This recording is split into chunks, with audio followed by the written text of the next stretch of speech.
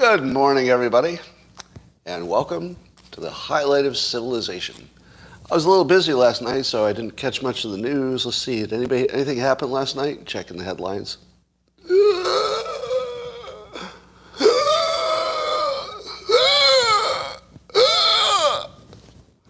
My God, it's worse than Watergate.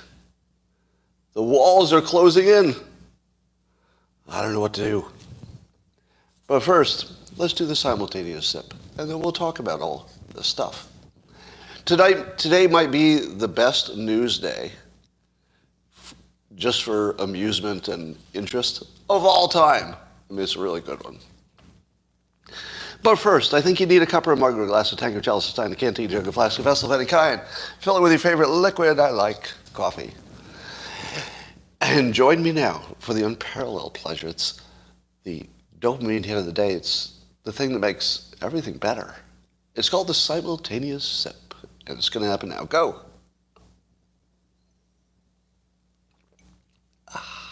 That's good stuff. That's good stuff.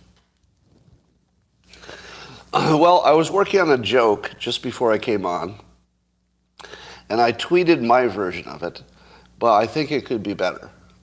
So I need you to help me work on this joke, okay? And it starts out with this. Did you hear about the guy who had long COVID and long TDS at the same time? So that's the setup. Did you hear about the guy who had long COVID and long TDS at the same time? Now, I came up with a punchline, but it was a little soft. I think you could do better. Here's the first one I rejected. So the setup was, did you hear about the guy who had long COVID and long TDS at the same time?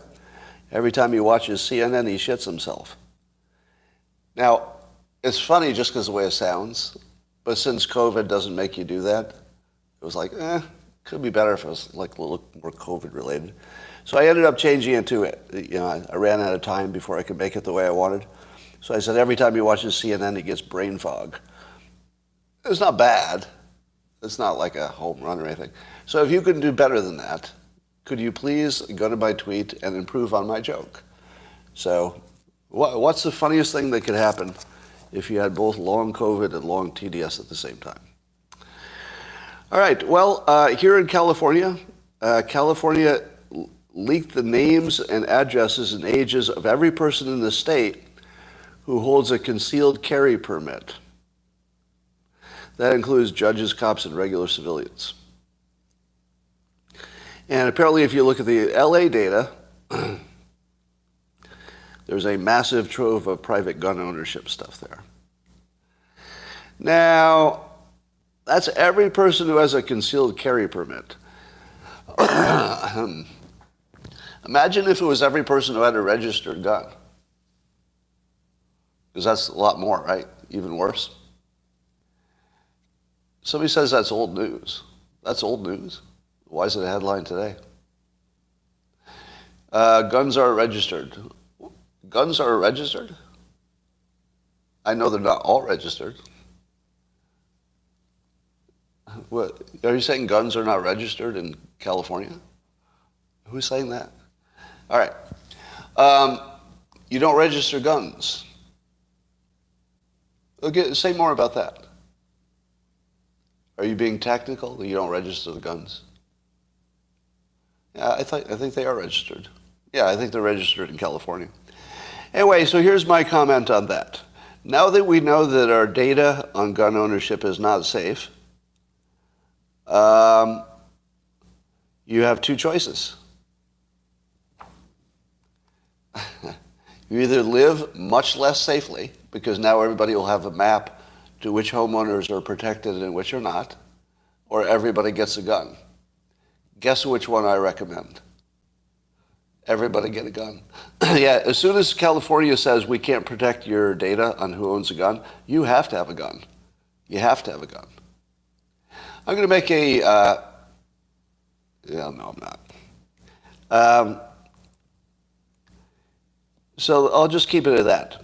If you thought a gun was optional before, if you're a homeowner especially, I would say for a homeowner, or somebody who has even an apartment, I guess.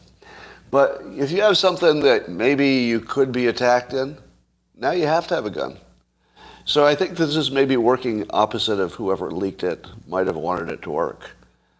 So get yourself some guns if you're in California. It's the only way you'll be protected. I tweeted yesterday, and as soon as I did it, I thought, well, here's a framing that's going to last. And I said that Trump's second term has been a huge success. He's had several major Supreme Court victories. Looks better than ever compared to Biden. And the January 6th theater just went full Jussie, Smollett. And you can't win harder than that. And as soon as you hear it, you say to yourself, it does sort of feel like Trump won a second term. Because, he argues that he actually won the election. The courts don't agree with him. And he's had three or four major Supreme Court victories, which really are about Trump's nomination for the court. And he does look better and better every day compared to Biden. I feel like he's having the best second term that somebody who wasn't president ever had. Am I wrong? So I know what you want to talk about. You want to talk about the big story about Hutchinson and the January 6th testimony. Well, here's my summary before we get into it. In 2020, the theme you heard a lot was worse than Watergate, right? Everything was worse than Watergate, worse than Watergate. And now today, according to every trend on social media and every meme, worse than Watergate has turned into worse than Jussie, as in Jussie Smollett, as in worse than the lies that he told. And I feel like we're in worse than Jussie territory now, aren't we? Worse than Jussie. And here are in no particular order, some things that are happening. If you were the Democrats and you wanted to win, what would it look like if you wanted to win elections? What would that look like? Well, I'll give you a suggestion. What it would look like is policies that were, mainstream and popular and things that really made sense and would address the biggest issues in the country and maybe turn it around. That's what it would look like if you were playing to win. The Democrats are in this weird situation where they're spending all of their energy fighting the last war, which was Trump, just to make sure it's not the next war. It's like all about suppressive fire for Trump. But what is the obvious outcome of putting all their energy into Trump? What's the obvious outcome of putting full-on Trump energy? DeSantis, of course. That DeSantis is unambiguously the strongest political figure in the country. Am I wrong? Now you can say Trump has more influence, blah, blah. But in this context, there's nobody close, is there?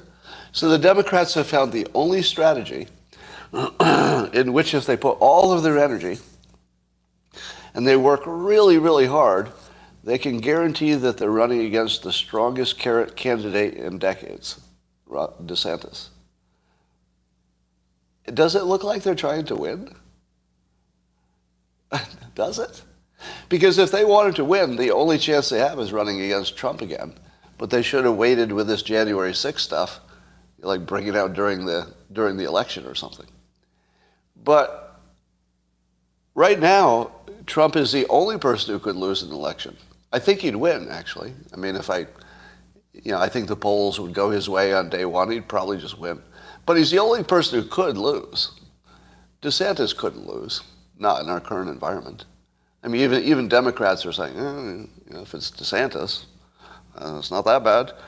So, right in front of you, tell me if I'm missing something, because sometimes I'll stray into hyperbole, but I don't think I am. Is it hyperbole for me to say that if you were observing this from the outside, you couldn't read anybody's mind, but it looks like they're playing to lose, right? It looks like a strategy that if it worked perfectly, just the way they're executing it, they would lose the election harder than they could ever lose it under any other condition. Somebody says you're missing the cheating aspect. Well, that's a good point. The only way, that's a really good point. If you were trying to come up with a hypothesis to explain why the Democrats are pursuing the only strategy that couldn't possibly win, you'd have to believe that they think that the election will be rigged. I don't think that's true. I don't think that the Democrats even know, right? Because even if you imagined hypothetically, and there's no evidence of this, but even if you imagine that they had fixed elections and were going to fix it again, most Democrats wouldn't know that. Because you couldn't let everybody know, right? Like even under the hypothetical that there's some shadowy secret group rigging elections, they're not going to tell all the leadership, are they? Like there might be a few people who know, but you don't want everybody to know. So meanwhile, the Democrats are begging for DeSantis, it seems like. Well, here are the stories that, so the Trump very junior aide to Mark Meadows, chief of staff at the time, she testified at the January 6th thing, and among her bombshell statements, we'll talk about them all, Trump lunging for the steering wheel of the car he was in, the Beast, or maybe it was an SUV, to drive him to the mall, which he denies ever happened. He threw his lunch against the wall. He was so angry he denies it happened. He didn't care about weapons being taken to the protest. These are the allegations. These are not true, right? None of this is true, by the way. These are just the allegations. And that he was in favor of hanging Mike Pence. Now, let's just deal with these in order. All right. Lunged for the steering wheel and wrestled with the Secret Service guy. The Secret Service guys have already said that didn't happen, right? So now give me your estimate of how likely this story is true, given that the person who tells it wasn't there, the people who were there said it didn't happen, and on its surface, it's ridiculous. There's no chance. No chance. Now, what about the other things that this person would say? Should you trust anything else Hutchinson says? No. No, I don't think so. Now, you might put a different standard on things she says she witnessed herself, right? Talking about what she remembers somebody else said is sketchy. That's why it's hearsay. That's why it's not allowed in court. But in the real world, we care about that stuff because we're more influenced by non-factual stuff. So, Trump lunging at the steering wheel, that should be the tip-off. That should be the one that everybody says, I don't think so. All right, how about threw his lunch? He was so angry he threw his lunch against the wall.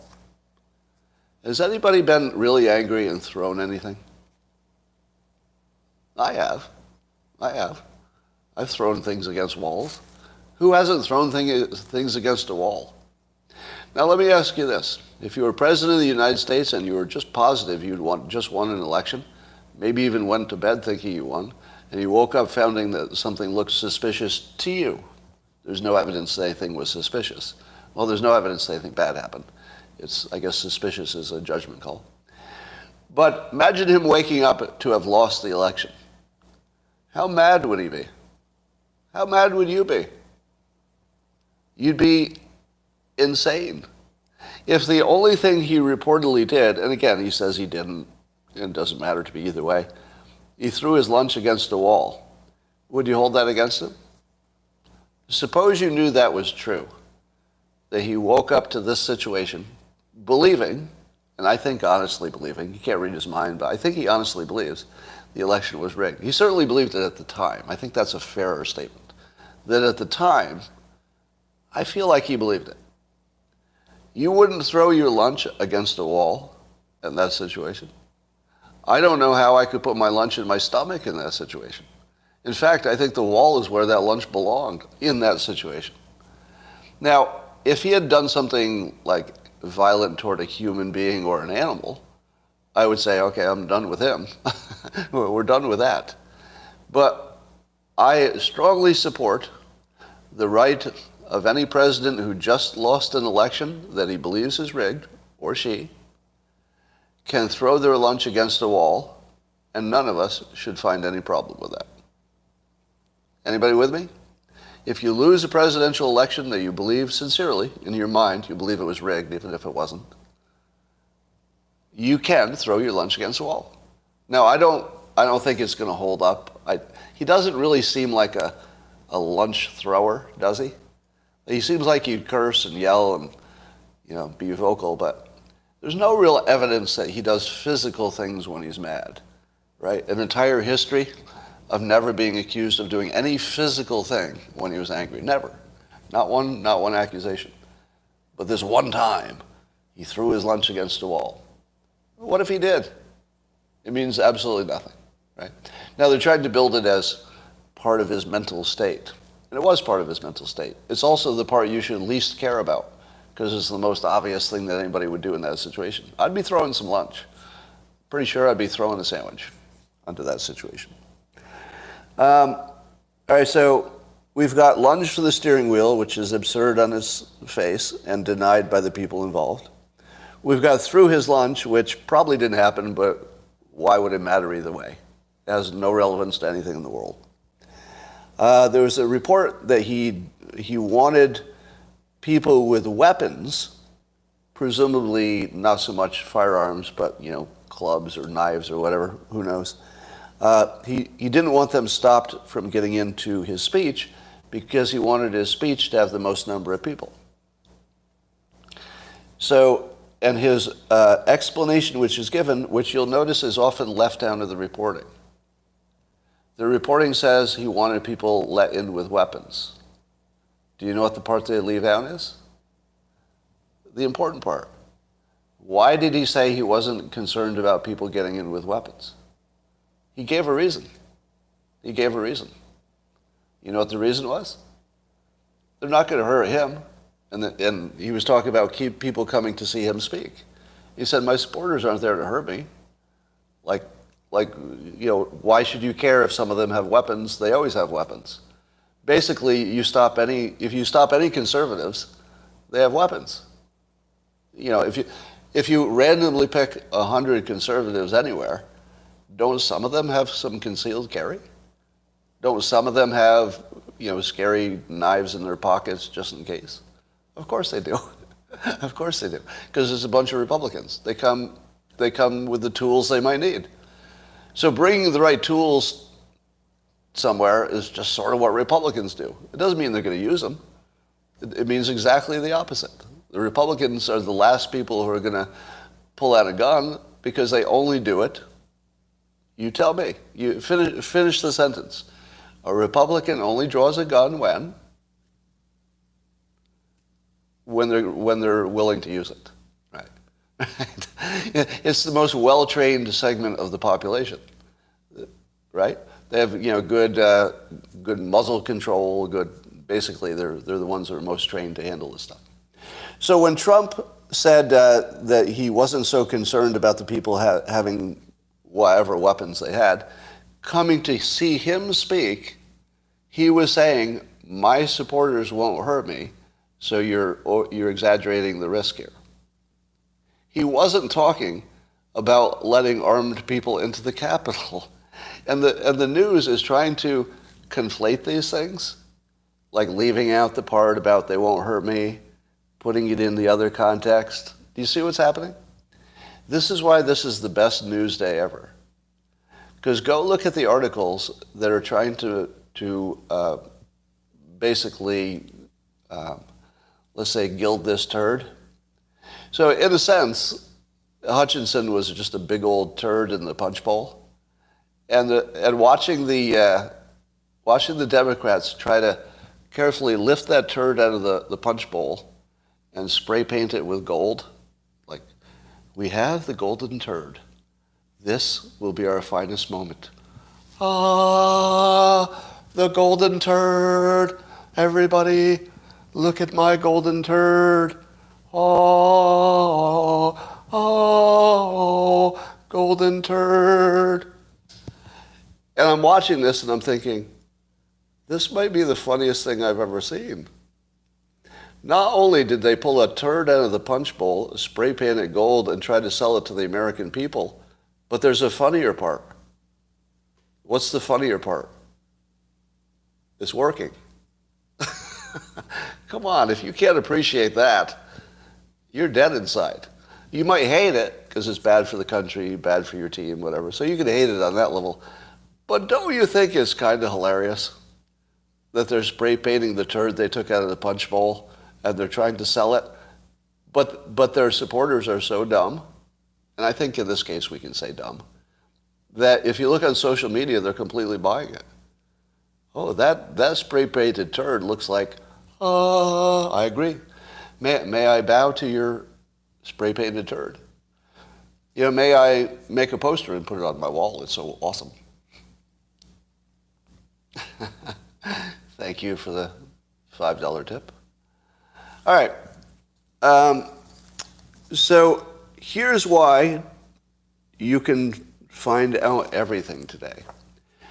The journalists who are so shameless that they're writing stories today that this was a bombshell and it's a really bad day for Trump, they are all the ones who are frauds. Obviously. Because all doubt has been removed today. Because the one thing you can know for sure is that the stories are bullshit and that everybody knows it. I think the Democrats know it. But and the tell that they know it is the form that they write the story. Let me tell you how all the left-leaning publications are gonna sell this. And go read the stories in CNN and Politico and see if you agree. It goes like this. Yesterday, there were shocking, stunning revelations, the worst thing that ever happened in the world, things that were jaw-dropping, absolute bombshells, worse than Watergate. It was the most unbelievably stunning thing. And how do you know it was unbelievable and stunning? Well, people whose names we're not going to give you said they were stunned and it changed everything. It's worse than Watergate, far worse than anything they could ever imagine. What's missing so far? What's missing from the story so far? Any details? The stories start with all the hyperbole, and you actually run out of time. Literally run out of time before you get to the allegations. And then the allegations, do you know what they're doing? They're leaving out the known debunks.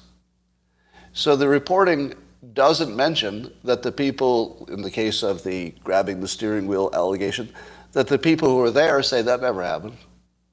That's kind of important to the story, isn't it? That the main accusation never happened. And then they leave out the part about Trump saying that, the people with weapons weren't going to hurt him, so, don't be so harsh. They just leave that out. Now, how about this part? Apparently, it was reported that Trump said of the chanters saying, "Hang VP Pence," quote, "Mike Pence deserves it." All right, the mobs were cheering that they want to hang VP Pence, and then Trump said, "Mike Pence deserves it." What's it? Deserves it. What is it? Deserves the chanting, right? It. He doesn't deserve to be fucking hung. If you read that story and you said, "I think Trump just said they should hang Mike Pence," you should be really ashamed of yourself. You're not really smart enough to participate in political discussions. If you think the president literally meant he deserved to be murdered, you're not a serious participant. People were chanting against Pence, and Trump just said he deserved it. He deserved the approbation of the base. That's it.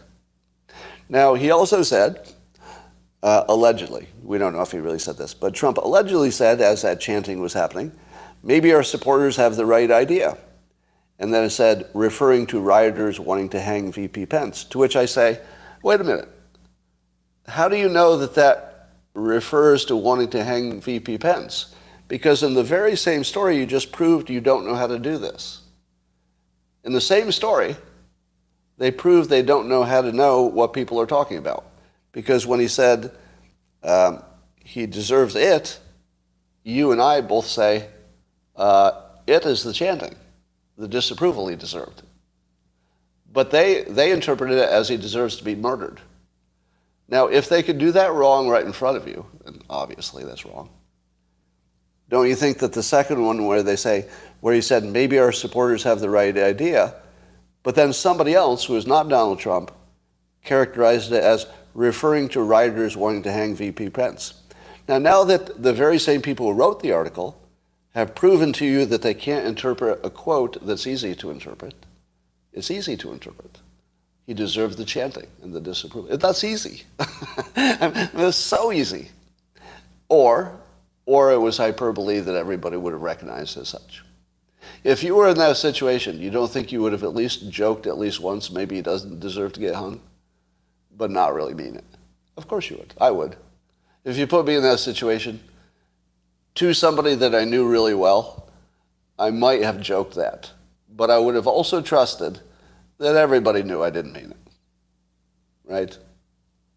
How many times in normal language do people say somebody should be killed, I'm going to kill him, I'm going to murder him? But it's just the way people talk when they're worked up. Right? Nobody takes it seriously.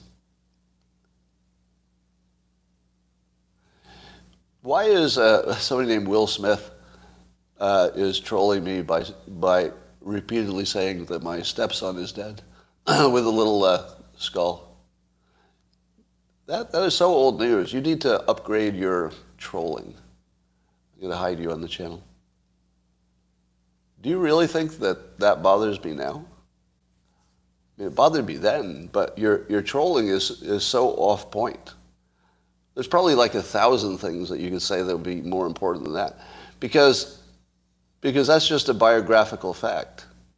I don't know how you can troll me by stating a biographical fact. That's just something that happened.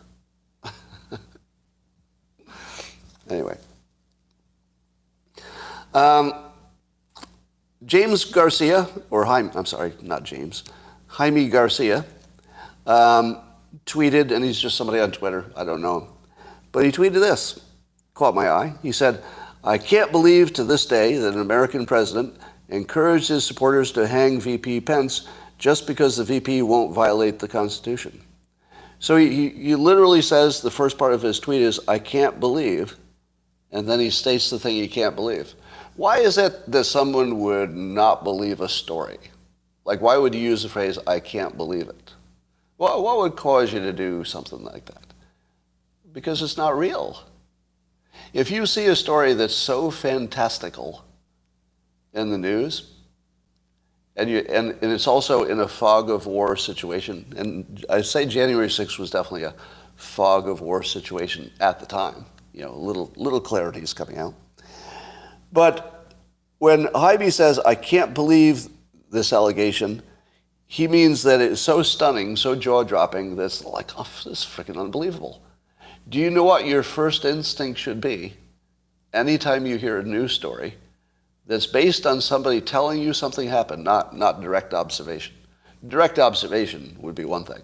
But if somebody says something happened, but you can't verify it, and it's jaw-dropping and stunning, what should be your first impression? There's a 99% chance that it didn't happen. And there's actually a reason for that. There's an obvious reason why it's 99% not true. Because the things that are most interesting are false things. Right? Normal life is not interesting because it's normal. Anything you get used to, even if it's outrageous, after you get used to it, it's just normal. Right? So the reason that you got excited about the news, the reason that your brain is exploding, that should be telling you it's not true.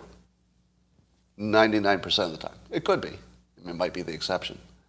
But your first instinct to a jaw-dropping story that has no evidence except somebody said so, your first impression should be, wow, that's quite a bombshell allegation, but it's in a class of things that are false 99% of the time. This is the Scott Alexander hypothesis, which he describes better. So it's a real thing. I'm not the one making up this rule, right? It's an existing, well-understood phenomenon that the less true something is, the more it will catch your attention. And if something is, like the story that Trump suggested that people would drink bleach. How could you know from the first moment that it wasn't true? From the first moment, if you hadn't even watched the thing yourself, how could you know it wasn't true? Because it's in the class. It's in the class of things that as soon as you hear it, you say, well, I don't think that happened. And then if you tried to directly observe it, you'd find some fog of war going on, because they clip out the beginning and the end where he talks about it being light therapy, and then it looks like he's talking about some kind of physical bleach or some kind of chemical bleach. So anytime you hear a story like that, President said you should drink bleach. No, you don't even have to look into it, do you? Do you really have to look into that? You don't have to. It's just obviously not true. How about President praised neo-Nazis in public? Do you have to look into that? You don't.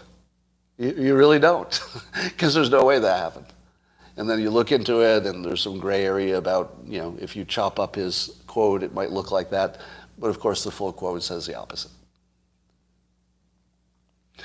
But you'll still click on it, yeah. You'll still click on it. So that should be your tip of the day. If it's so outrageous you can't believe it, the reason is probably because you can't believe it. Let's talk about poor Bret Baier today, who on the Fox News channel, I would compliment him as being the most objective, least opinion-based news person, hard news person. But he is getting it in the chops today because you don't understand what he said. He's getting killed today because you don't understand what he said. What he did say is no problem. What he actually said, you wouldn't disagree with. What you think he said is jaw-dropping. What you think he said is that he was believing the testimony and that, it would change everything, right? Didn't you get the sense that he was projecting that he believed the testimony? Did you get that sense? Well, the trouble is that he's a news guy, so he simply told you what happened and he didn't like it. Here's what he said. He said that the testimony from this Hutchinson's person was compelling from beginning to end. True or false? Was it compelling? Now, this isn't about whether it was true. Compelling just means you couldn't turn away. True or false? Was it compelling in the sense that you cared? Yes. It's the biggest headline of the day. It's why I woke up so excited. It's compelling. Now, do you think that's unfair? Is that too much opinion? It's not opinion. That is a straight-up fact that everybody who looked at this treats it like it's important, and therefore it's compelling. There's nothing to criticize in that statement. It's compelling. But the way you interpreted it was probably true. That's not there. That's on you. Right? That's on you. You read that into it. What he said is it's compelling, and that's just objectively true. All right? He also noted that things would probably look different if the other side had gotten a legitimate time to respond. Is that fair? He said that if it had not been a one-sided presentation, you would probably be receiving it differently. Absolutely fair. Absolutely. He called out why you shouldn't believe it. He told you that directly. He basically said this should not be accepted as fact. I mean, I'm paraphrasing. Basically, he told the audience this should not be accepted as fact. You don't think he pushed back hard enough on something that to you looked like obvious lies. That's not his job. That's not his job. He's the news guy. He just told you what happened. And he told you how people received it. And I think he did it straight. And I'm going to back him 100% on this. Be a little more discerning when you're listening to him. If you parse his words, This isn't his first day, right? It's not his first day at work. He's really, really, really good at this, okay?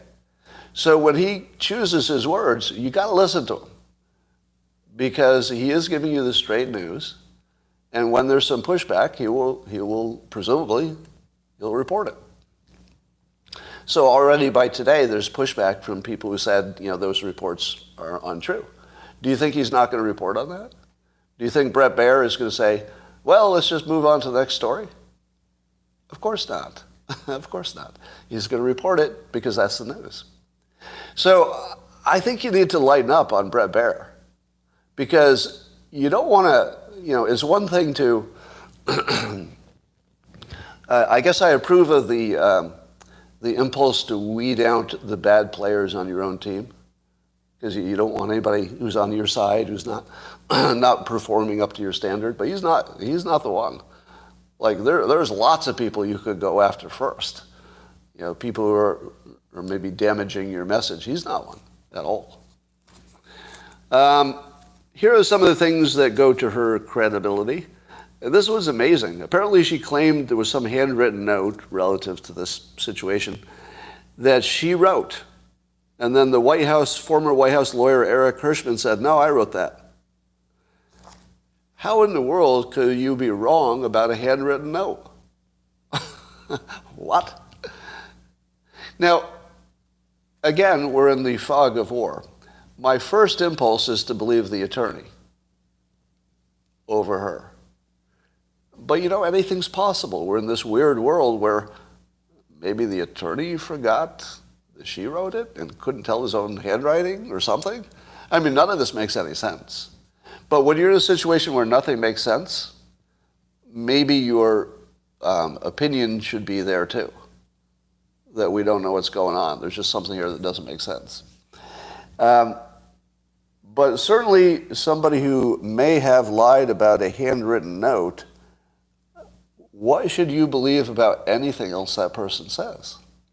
Suppose it became validated. I don't know if you could. I suppose you could. Actually, this is one you could validate completely because you could just look at the handwriting. You could just analyze the handwriting. So this is one of the few things that you can find out for sure if she was telling the truth. You could know for sure. There would be no ambiguity about it at all because it's not a he said, she said so much. You actually just check the handwriting. That would tell you everything you need to know. So what if it turns out that, as attorney Eric Hirschman says, that she did not, I don't want to say lied because there could be a false memory thing going on here, but what if she was wrong about writing that note? Even if it was a false memory, that's all you need to know, right? As soon as you hear somebody had a genuine false memory, if that's what it was, you don't really listen to the rest. It wouldn't make sense. All right.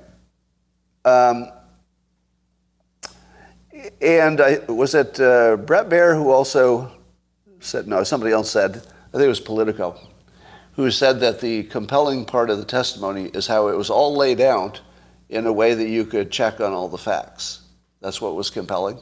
And that nobody would go in front of the nation, tell a bunch of lies, and then also tell you how you could check the validity of the lies in public. Like, who would do that? Who would go in public, under oath, tell a bunch of lies, and then tell you exactly who to talk to validate them, and then you find out, if you talk to them, that they were lies? Who would do that? Apparently she did that. It looks like that's what happened.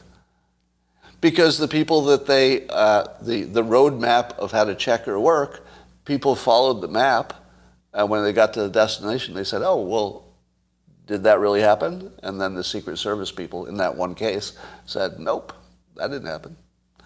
So what are you supposed to make of this? Now, if you are right-leaning, you say to yourself, the whole January 6th thing fell apart, it completely failed, it turned into a Jussie Smollett obvious lie situation. Boy, are those Democrats embarrassed now, and they have egg on their face. But you're forgetting the news bubble phenomenon. The left will never hear any of this stuff. The left will think every bit of this happened. Am I wrong? The left will believe every bit of this. They believe the bleach hoax. Look at the list of things they believed. If you just made a list of things that they believed, where would this fit in terms of ridiculousness on the list of things they already believe? It would be absolutely ordinary. On the list of things that Democrats believe really happened, this would be ordinary. Now, to the people who are paying attention, seeing both sides of the news, and that's mostly the right-leaning people, it's just jaw-dropping. Because the news people know it's all fake at this point, right?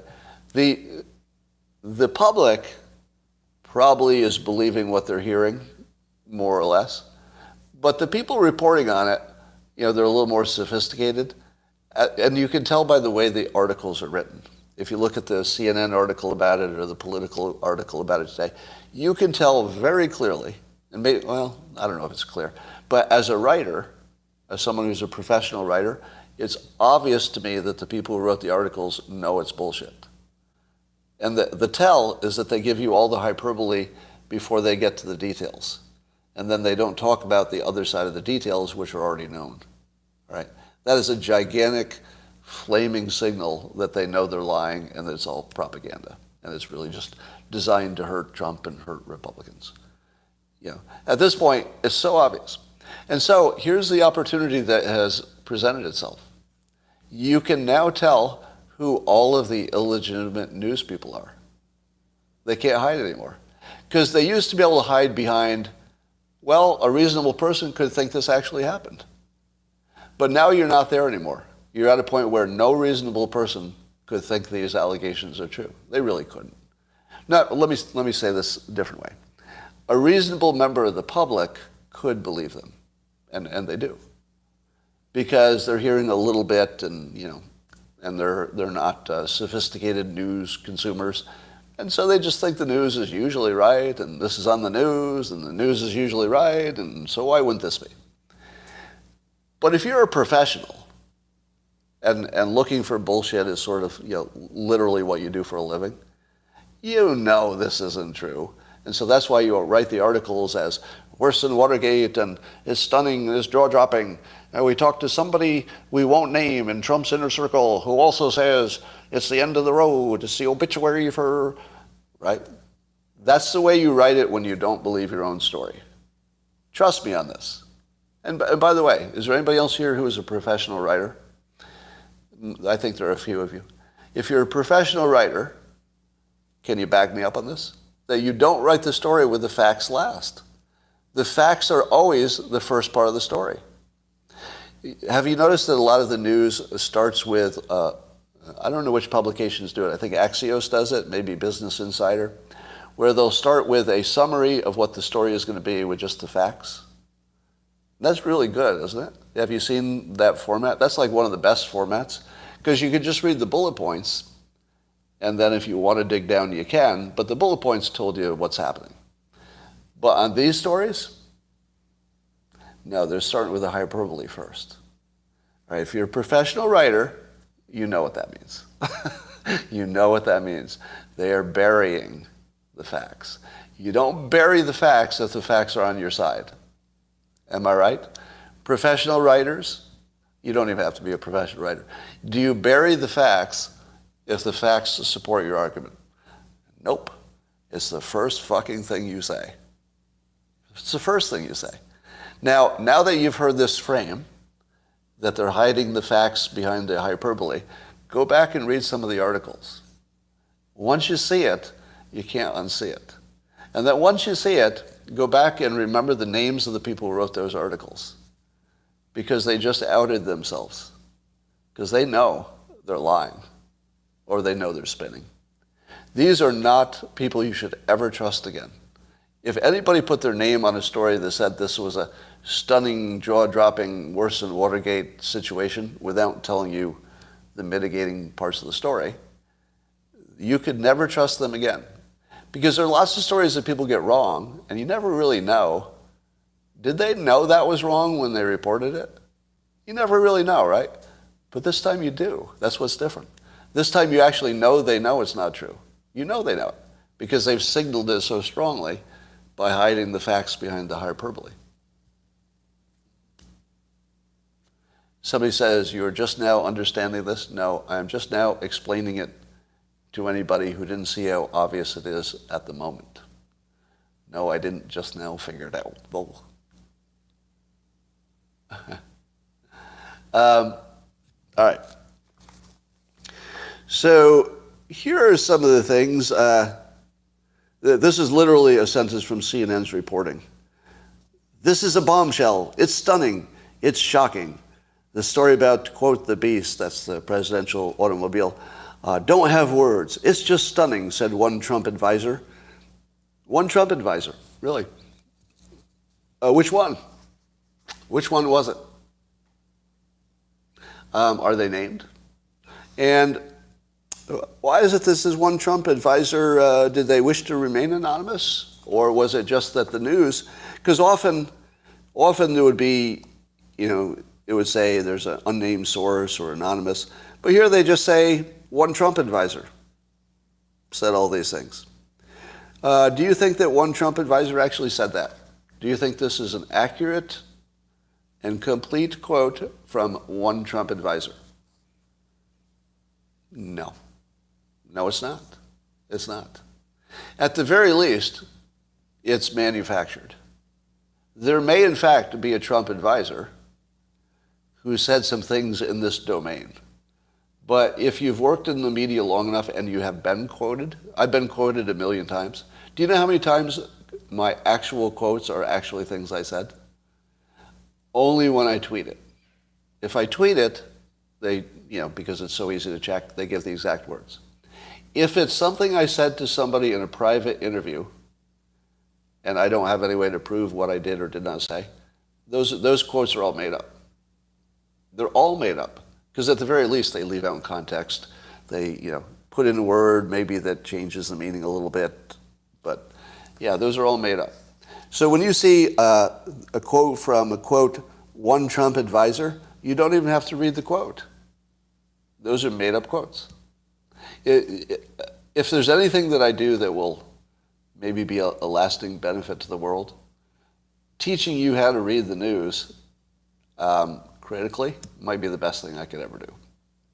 But you should discount anything from one Trump advisor who has not been named had this opinion, and here's the quote. Those are never true. Those almost never true. Almost never. All right. Yeah. So that wouldn't fool Jussie today. And of course, they dragged out one of the worst in Watergate guys. They brought out Bob Woodward this time. He thinks the testimony is enough to end former President Donald Trump's political career. So, suppose it does. Suppose it does. So you got all these vultures over there like, we've ended his political career. Have you ever heard the old saying, the dog chases the car, but what if he caught it? Like, what happens when the dog catches the car? Like, beware of what you ask for, the Chinese proverb. Beware of what you ask for because you might get it.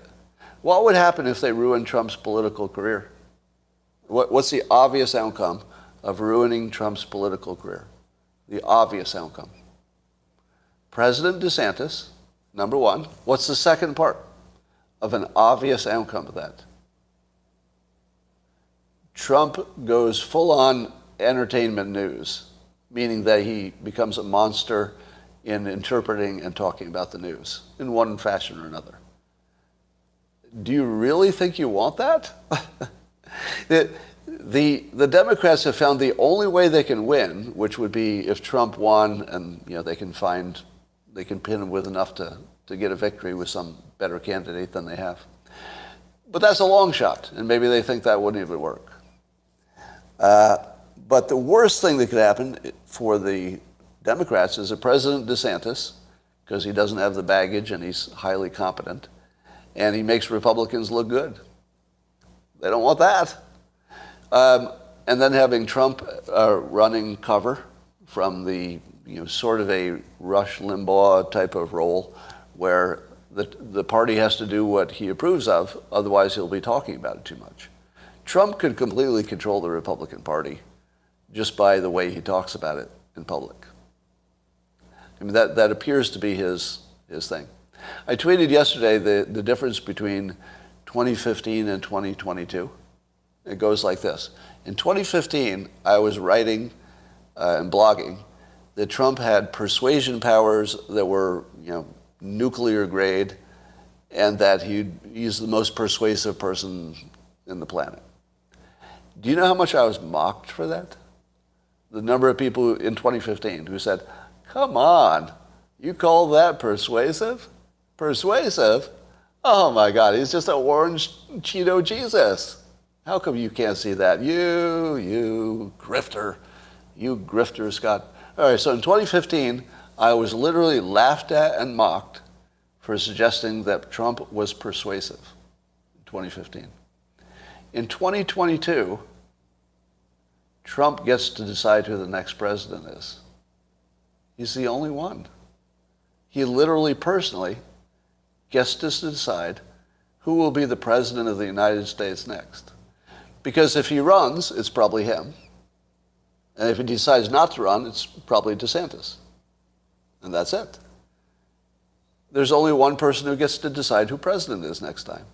Now, can you imagine a situation where anybody could be more persuasive than being the only person in a republic with democratic elections, the only person whose vote matters? You can't get more persuasive than that. Try to give me like a situation that would be more persuasive than one person gets to decide who's president of the United States. Now, when I said that, there's one person who gets to decide who's president of the United States, didn't it sound ridiculous? And then you thought about it for a moment. And you thought, well, wait a minute. If he runs, it's him. If he doesn't run, it's DeSantis. Literally, it's down to one person's decision. Somebody's saying Elon Musk, but I don't know what he has to do with this.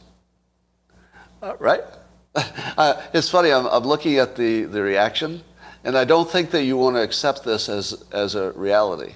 Because it's weird that you're not really directly responding to the fact that I just told you your democracy is irrelevant. It is. Because only one person gets to decide this time for president. Now, you can see it, right? But until I told you that, had you processed that? Had you processed that it literally is just down to one person? That's your democracy right there. One person gets to decide who's president next time. According to everything we can see, I mean, there could be surprises. But if you assume the polls are correct, that's it. One person gets to decide who's president. It's hard to accept, isn't it? Like your brain doesn't even want to deal with it. It's like, it's so traumatizing because everything we've done, like every conversation that you and I and the people watching this, everything we've talked about is to bolster the republic. Am I wrong? I mean, that's sort of basic to the conservative Republican point of view, of which, although I'm not specifically a member of, it's what I deal with the most. And it seems to me that if you spend all of your time trying to protect the republic and democratic principles within the republic and the Constitution, if that's what you're worshiping, and then you didn't notice that it was all gone, at least at the moment. It'll come back, I think. But at the moment, it doesn't exist. There's just a weird situation that evolved that none of the machinery of the Constitution really make any difference at the moment. All that matters is whether Trump decides to run. Am I right? Now,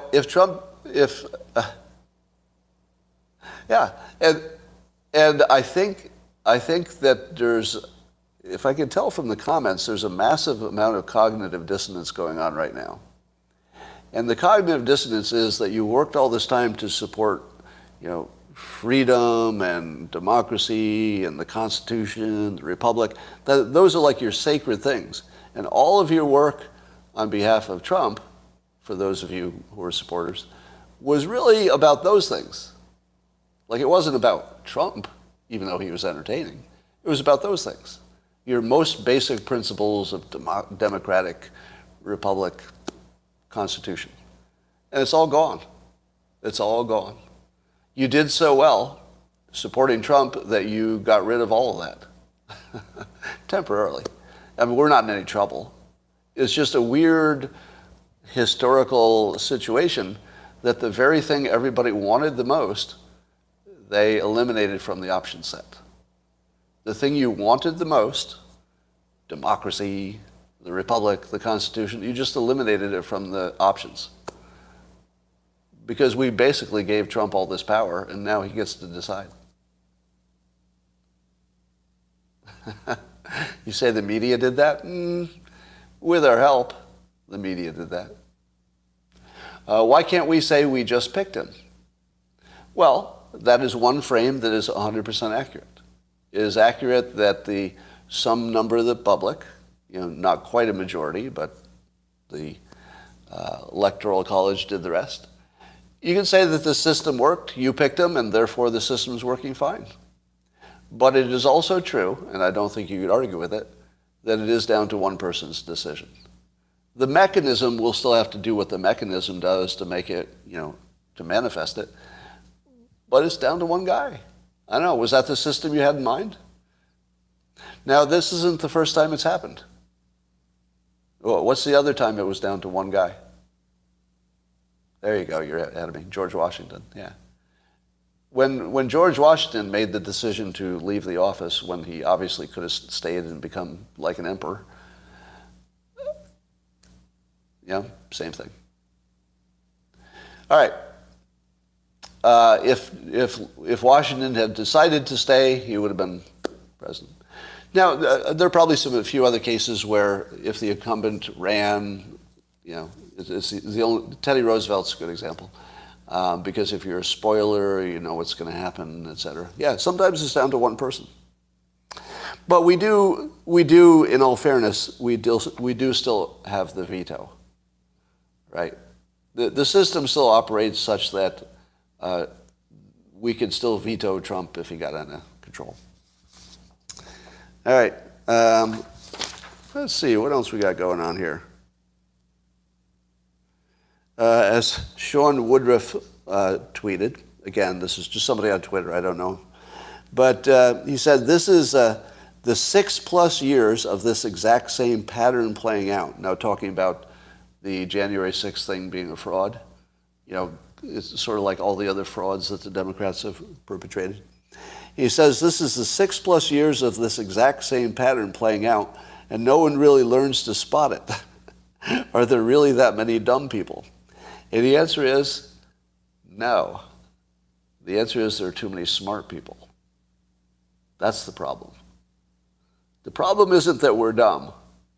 Some people are dumb, but that's not the problem. The problem is the smart people. Because the smart people are the ones who are misdirecting you from the pattern. Do you know why you don't notice the pattern? Misdirection. It's how all magic tricks work. So the bad stuff is right there, and you could see it if you could look at it. If you could turn your attention to it, you'd see it. So the only thing that the magicians can do, the smart people, is make sure there's something shinier over there. Just so you don't see it. It's still there. You could see it easily if you could turn your head. So they just make sure you can't turn your head. So as long as you're looking at some other outrage, you're just not concentrating on it and you miss the pattern. But yes, the Democrats have completely given up on governance, and they're entirely in the business of making up conspiracy theories and selling them to make the other side look bad. Yeah. The memes are great today, by the way. If you haven't seen it, the memes are great. So Rasmussen had some poll results. Only 30% of likely U.S. voters rate Biden good or excellent for his handling of crime and law enforcement. It's down from 35% in April. 51% now give Biden a poor rating on the... Poor? What? I read this before, but somehow this missed my gaze. 51% give Biden a poor rating on crime, up from 46. What? You know, when you see these polls, they usually give like 4 choices. You know, like strongly, then weakly, then neutral, then mildly against, and strongly against. But to see the lowest category have greater than 50% of the public poor, is that unprecedented? Have I ever seen anything that bad in terms of a poll? I mean, I'm sure there were. But this seems like about as bad as anything could be. And the weird thing is that not only do people not trust Biden to handle law enforcement, but right in front of us, we're watching Hunter Biden and his father doing something that, at least to my eyes, I'm not a lawyer, but to my eyes, it looks obviously illegal. And not only that, but we've been exposed to the direct evidence of it, the phone call that shows that they had been discussing Hunter's Chinese business, and that Joe Biden knew enough about it to shortcut the description and say, and mention it. So, to me, I mean, I don't know what specific crime would be violated here, but I feel like this should be illegal somehow. So you've got the guy who's, in my opinion, and again, this is not a factual statement, but it looks like the president has committed the biggest crimes you could ever do right in front of us, and showed us the evidence because it was on the laptop. I mean, we found the evidence. And nothing will happen. Nothing will happen. At the same time, he's rated the worst president probably ever on crime. And 58% of the people said that that issue will be very important in November. How could he possibly win? There's no way that could happen. Have you heard the framing, where did I see it first, that the Republicans are the parents' party, or the party of parents? What do you think of that framing? The Republicans are the party of parents. How's that hit you? Pretty good, isn't it? Yeah. The only people who don't like parents are children, because they don't want authority sometimes. But there's no parent who doesn't think parents are a good idea. So it's pretty strong, isn't it? Yeah, it's pretty strong. But they're going to have to back it up, because, and I think it fits everything too. I believe all of the Republican policy preferences fit very neatly under, this is what your parents would want for you. It might not be what you want, but this is what your parents know is best for you. And he stole that from someone. Who was the first person who came up with that? The parent party? I'm blanking because it's one of our, it's somebody we know well. Who was it? All right, well, I apologize. By tomorrow I'll know, and I'll tell you who came up with it. Was it Cernovich? I don't remember him doing it. Newt? Was it Newt? Newt's good at this. I don't know. Keep an eye on that. The parent party that could have some legs. Meanwhile, Corey DeAngelis, who works this school choice issue relentlessly and very effectively, he tweets that South Carolina superintendent Republican primary election results. So the pro-school choice candidate just absolutely annihilated somebody who was the leader of the teachers union. So somebody who was the leaders of the teachers union ran for office and just got annihilated by a school choice person. Now, we keep seeing this pattern. If you haven't noticed the pattern, I try to tweet about it as much as possible. And Corey DeAngelis, he's picking up every instance of this so you can see it, and then the pattern is starting to form. But, the school choice people are just mopping the floor with the union people and the people who want the schools to stay the same. Because the one thing that everybody knows is that the schools are broken.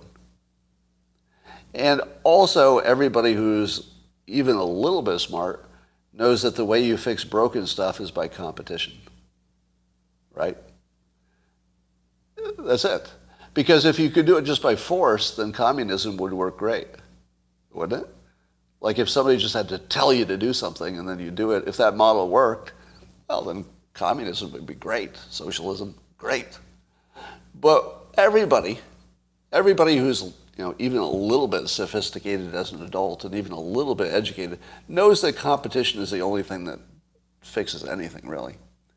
Because, and you see it in every domain. So I think even the people who are Democrats are going to say to themselves, there really isn't any example of anything that isn't better without competition.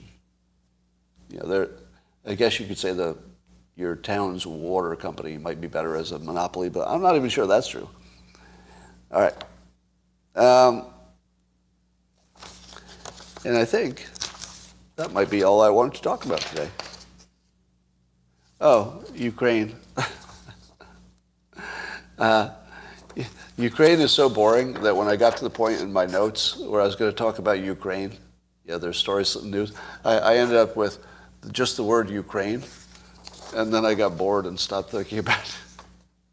So I guess NATO is invited Finland and Norway. Do I have the right countries? Finland and Sweden. Sweden, right. It's Finland and Sweden, right? Let me get the right countries. Have been invited in. And I don't know, doesn't make any difference. And then Putin has said if Ukraine tries to recapture Crimea, that'll be like really bad war. Instead of the war they're having, that'll be like the really bad one. Declaration of war. What bribe did Turkey get? Well, we don't know if Turkey is going to... There still has to be a vote, right? How does that work? Being invited, does that mean you're in if you say yes? Or does being invited means you're invited to try to get in? And that there's still a vote? Oh, Turkey agreed. Somebody says Turkey agreed. Okay. Well, there we go. I'm sure they got some nice military equipment purchases out of that or something. Well, that, ladies and gentlemen, is the conclusion of the prepared part of Coffee with Scott Adams. Probably the finest moments you've ever spent in your life. I think you got smarter. You're probably better people now, better off for it. I think we all felt the connection. And I think that today is going to be an awesome day for you. The news is so interesting today. It's really fun. And maybe this is the beginning of the Golden Age. Do you know what would be a good signal that the Golden Age had begun? Now, I'm not saying this is it. I'm just saying what to look for. So I'm not saying we're there. But it would look like this. The main headlines were about bullshit. That's where you want to be. Because if your main headline is the pandemic, well, you're kind of fucked. If your main headline is there might be a nuclear war with Russia, well, you're kind of fucked. Maybe. If your main news is that we're running out of food and resources and everything else, well, you're probably fucked. But if your main headline is about what Trump may or may not have said that doesn't really matter to anybody about anything, if that's your headline, if it's a Jussie Smollett kind of situation headline, you're in good shape. Now, it does seem to me that we have some big problems that are being ignored at the moment. But what you would look for is that the news would run out of problems, and they'd have to make them up. And I think that's what's happening. I think the news is literally making up the news because they can't find enough bad news. Although it's weird, it seems like there'd be enough out there. We're at Omicron 5 now, yeah.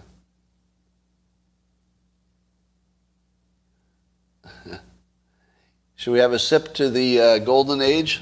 That's going to be here any minute. Any minute. Let's have a sip to the Golden Age. Somebody's saying that my Golden Turd analogy was the best ever, and that may be true. It Might be the best analogy of all time. And may we drink to the upcoming golden age. Now here, let me be careful. I want to be very careful about this. You're not predicting it. You're not predicting it with a sip. You're causing it, right? So this is about causing it. It's not about predicting it. Go.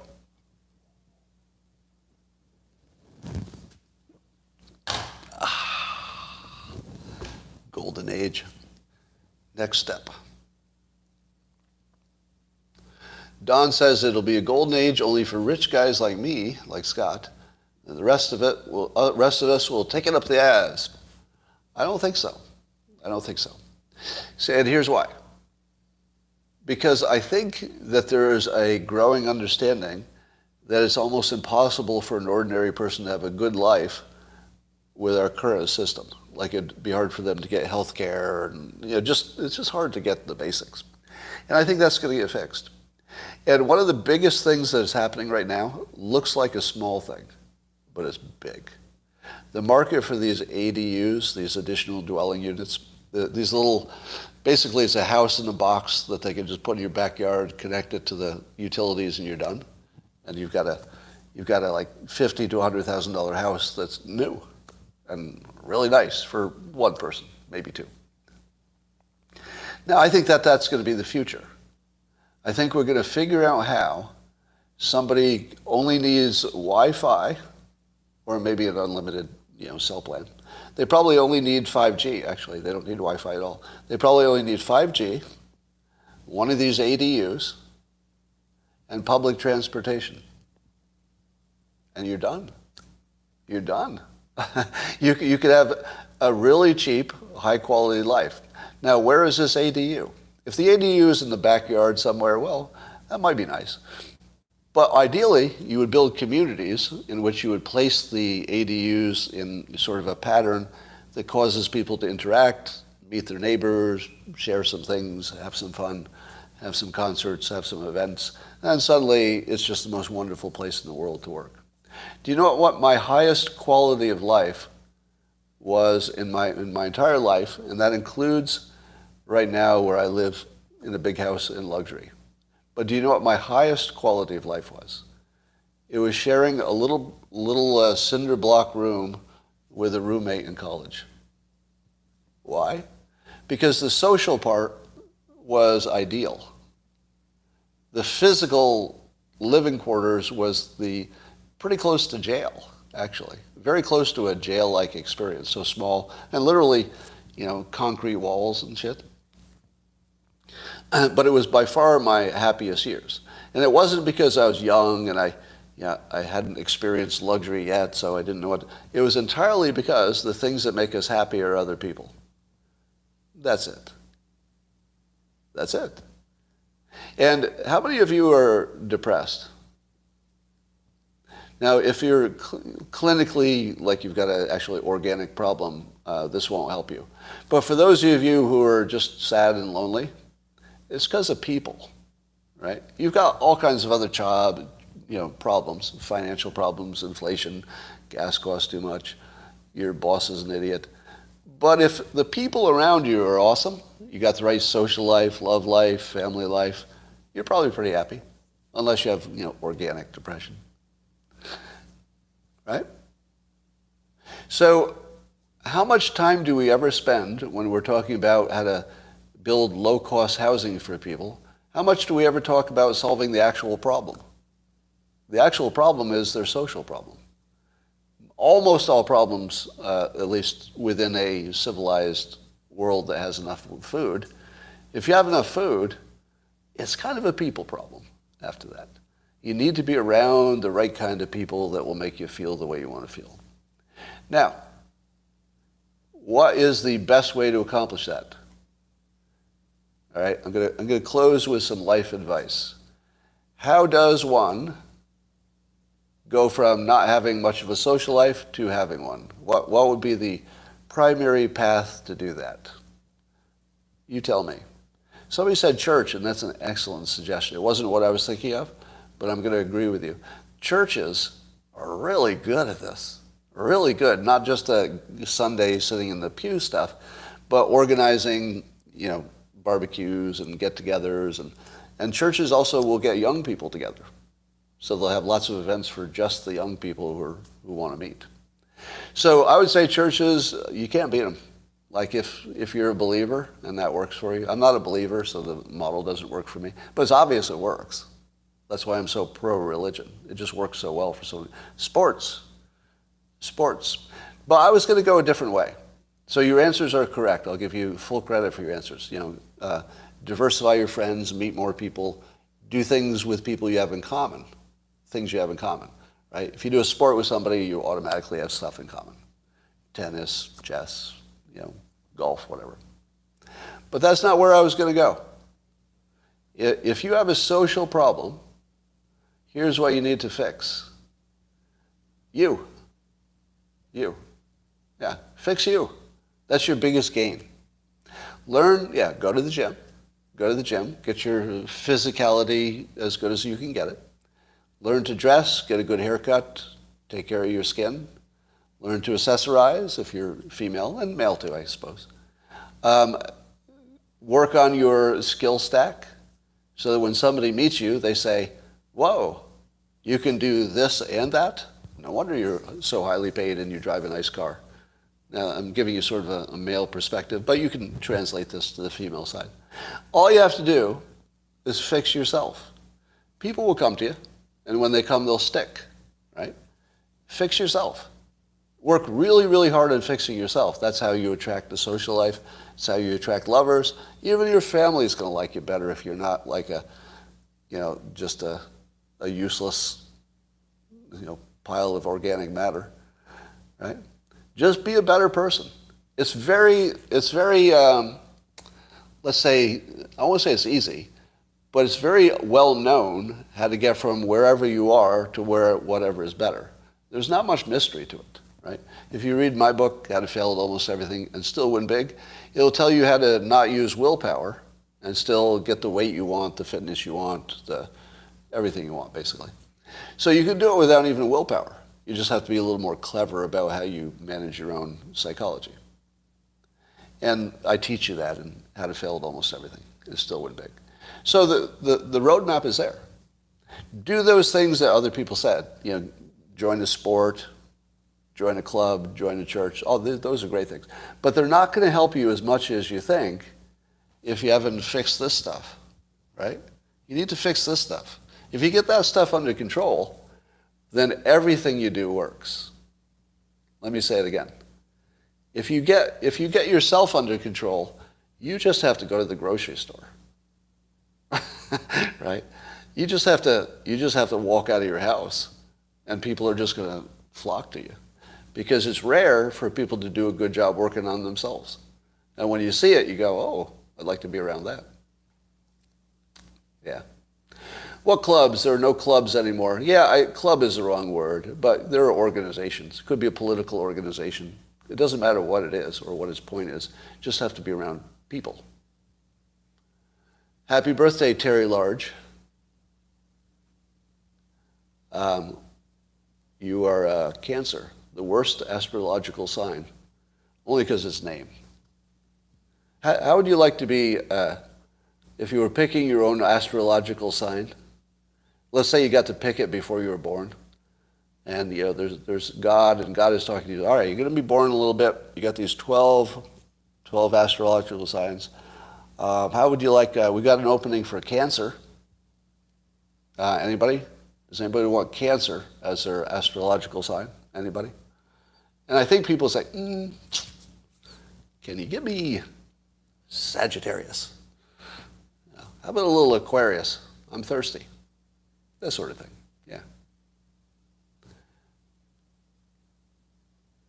yeah. Many doctors are studying long COVID in Brazil, and the fatigue has a treatment. I'm going to look into that. So I did my experiment yesterday of not smoking any pot in the morning, because I wanted to see if maybe there was something about what I was imbibing that was giving me the afternoon fatigue, and it didn't make much difference. So whatever that afternoon fatigue is, it puts me into a zone that I've never experienced before, which is why I think it's long COVID, because it's not familiar. Everybody knows what it's like to be tired, right? Everybody knows what fatigue feels like. It doesn't feel like that. It's not a brain fog as much as I can be completely content simply sitting there. And that's never happened to me. I can literally just sit on the couch and I could sit there for an hour. I could just sit there. And I've never been able to do that because my body just wouldn't let me. Like my body would just be off the couch and I'd have to do something. Like I'd have to be cleaning or learning or sports or take a walk or something. But I can now just sit on the couch. And I don't like it because I think what's missing is dopamine. Because remember I taught you that dopamine not only makes you happy, but it's indicated in movement.